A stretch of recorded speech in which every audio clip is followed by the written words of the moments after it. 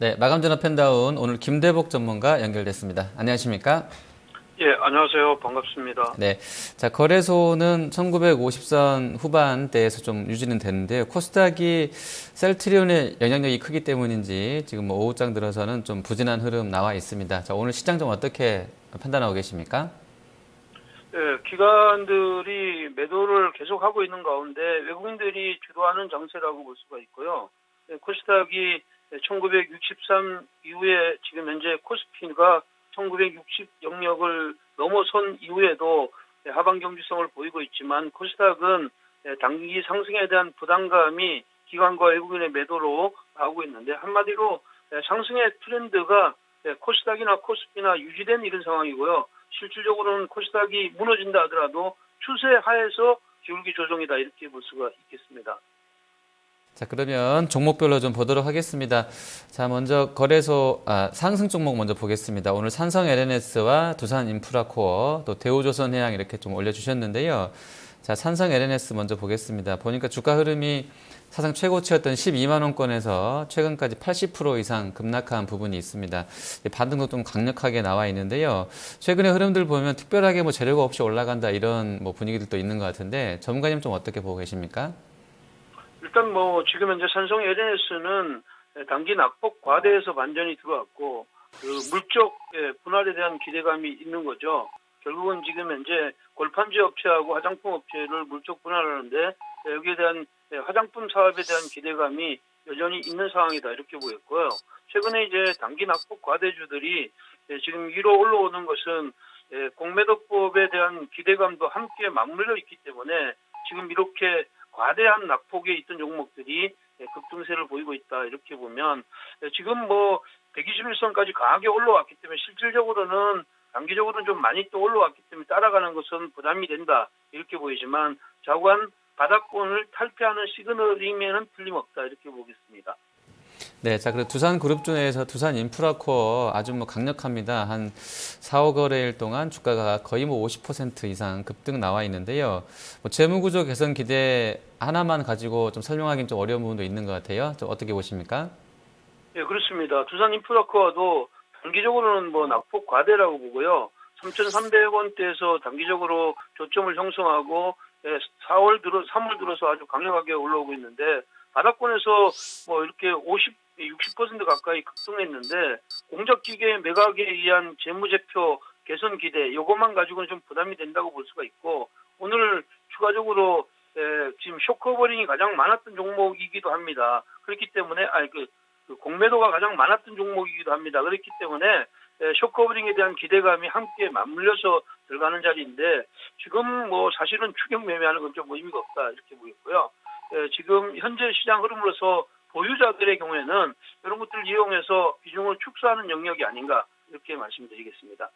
네, 자, 그리고 뭐 같은 그 컨셉으로요. 대우조선해양 같은 경우도 뭐 빠르게 올라옵니다. 사실 7,000원대 뭐 중후반에서 이제 불거졌던 문제들이 뭐 최근에 뭐 5,000원도 깨지는 상황까지 같았던 상황이고요. 단기에 좀 상당히 좀 급등세 대우조선도 나와 있는데요. 이쪽 이란발 뭐 수주 기대감 이런 게 좀 반영된다라고 봐야 되겠습니까? 네, 2차적으로는 이란발 수지 기대감이라고 볼 수가 있는데 이란만 가지고 시장 흐름이라고 보기는 어렵고요. 단기적으로 또 이란의 수주가 한국만 받아가는 건 아니라고 이렇게 보면 이건 지나친 기대감이라고 저는 생각하고 있고 특히 이제 오늘 같은 경우 FLNG 사업에 대한 기대감 그러니까 부유식 저장 장치에 대한 기대감이 대우조선해양에 같이 맞물려 있는데 최근에 오늘 연속적으로 이렇게 급등했던 종목들은 지금 현재 부분적으로는 쇼커버링이 함께 일고 있는 이런 자리다 이렇게 보고 단기적으로는 저는 뭐 6,300원이 단기적인 정점이라고 판단합니다. 그래서 따라가는 건 무리이고요. 지금 현재 보유 종목 보유하신 분들은 비중 축소의 관점이 좋다 이렇게 말씀드리겠습니다. 네. 자, 하락 쪽 또 연결해서 보겠습니다. 먼저 G3BNT, 또 AP 시스템, NC소프트 순서대로 볼 건데요. G3BNT는 오늘 좀 많이, G3BNT 좀 많이 밀립니다. 어떤 악재가 좀 나왔다고 보십니까?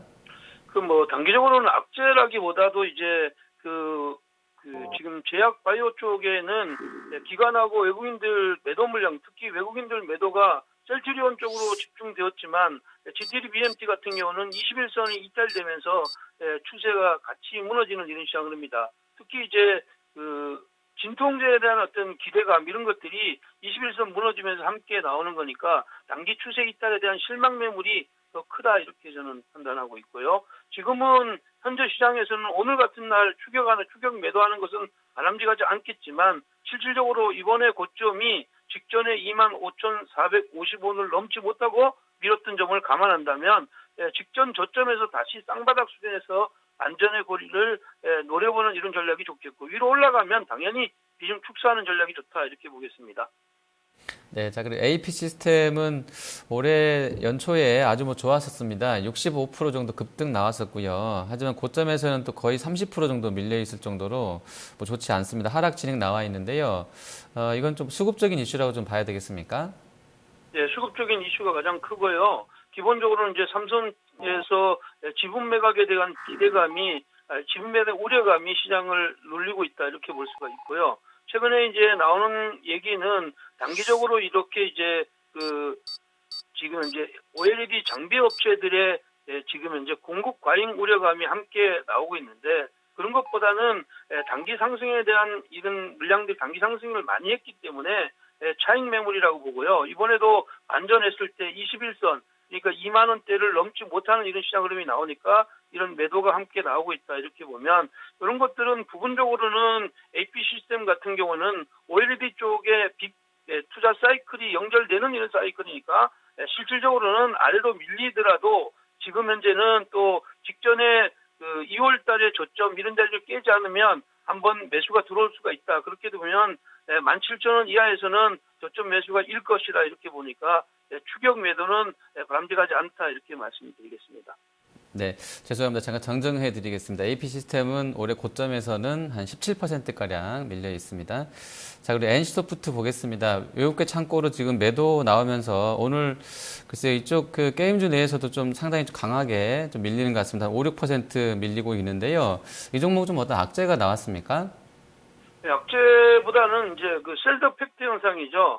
오늘부터 이제 안드로이드 폰 텐센트에서 불쇼에 대한 이걸 테스트를 하고 있는데 실질적으로는 오늘 최고점을 경신했잖아요. 25만 4천 원 그 최고점을 경신하고 여기에 대한 그러니까 오늘 이렇게 재료가 나왔을 때 팔자의 심리가 강하게 나온 이런 거다 이렇게 보고 있고 사실은 지금 현재 텐센트에서 성공 여부가 실시간으로 이제 계속 나오는 이런 자리라고 보면 사실은 이거 추격해서 매도하는 이런 자리는 저는 아니라고 판단이 되고요. 여기 이제 안드로이드 폰에 대한 불쇼의 기대감은 여전히 살아있다고 이렇게 판단합니다. 그래서 23만 원 이하에서는 가격적인 메리트가 있는 자리 아닌가 이렇게 보니까 이건 추격 매도하지 말고 오히려 내일 정도에서 분할 매수 관점이 좋아 보인다 이렇게 말씀드리겠습니다. 네. 자, 마감 전략 듣겠습니다. 일단 기관 쪽은 오늘 투신 쪽 매도 좀 있고요. 또 이제 엊그저께 한 1950선에서 2600억 환매를 했던 사모펀드 쪽도 한 500억 매도 나와 있습니다. 하지만 또 외국인은 거래소에서 1700억 연일 좀 매수하고 있고요. 또 개인들은 코스닥에서 한 1100억 정도로 수급 방어해주고 있는데요. 자, 마감 앞두고는 좀 어떻게 투자 대응을 짜봐야 되겠습니까? 네, 지금 현재 상승의 부담감 속에서도 외국인이 주도하는 장세가 지속되고 있습니다. 오늘은 외국인이 코스피 시장에서만 매수하고 코스닥은 오히려 강력한 매도를 보이고 있는데 단기적으로 코스닥 시장도 가격 조정 이후에 상승 기조를 유지할 것이라 이렇게 보입니다. 최근에 외국인들이 우리나라뿐만 아니라 이머징 마켓에 자금을 16주 만에 처음으로 자금을 분배하는 이런 상황이 나왔기 때문에 위험 자산의 선호 현상이 당분간은 지속될 거다. 그러니까 결국은 기관들이 판매 물량에 의해서 매도 물량들을 외국인들이 받아주는 이런 시장 흐름이니까 단기적으로는 지수에 대한 부담감 속에서도 점진적인 상승을 이어갈 거다 이렇게 보겠고요. 지수가 조금 조정하면 종목별로 지금 오늘 같은 경우에도 보면 지금 이제 증권주나 건설주는 강한데 기본적으로 이제 먼저 올랐던 지금 현재 화학주나 오히려 철강 이런 쪽에는 매도 물량들이 나오고 있는 이런 상황이니까 순환매 고리를 잡아서 조정받았던 것은 다음에 가서 매수의 관점에서 연속적으로 상승하는 종목군들은 추격 매수보다 이익 실현의 관점에서 접근하는 순환매를 대비한 전략이 좋다 이렇게 말씀드리겠습니다. 네, 알겠습니다. 오늘 말씀 잘 들었습니다. 네, 고맙습니다. 네, 마감 전업 펜다운 김대복 전문가였습니다.